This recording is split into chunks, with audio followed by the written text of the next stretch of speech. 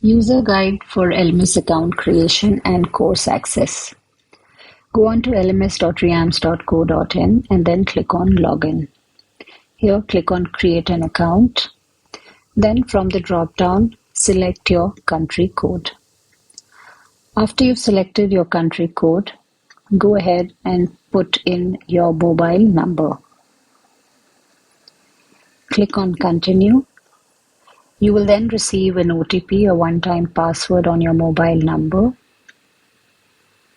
After you have put in your OTP, click on Verify OTP. Once the OTP is verified, you'll be redirected to this form where you need to put in your full name, put down your email ID with which you would want to access the account, and then set a password. This password could be numerical or alphabetical.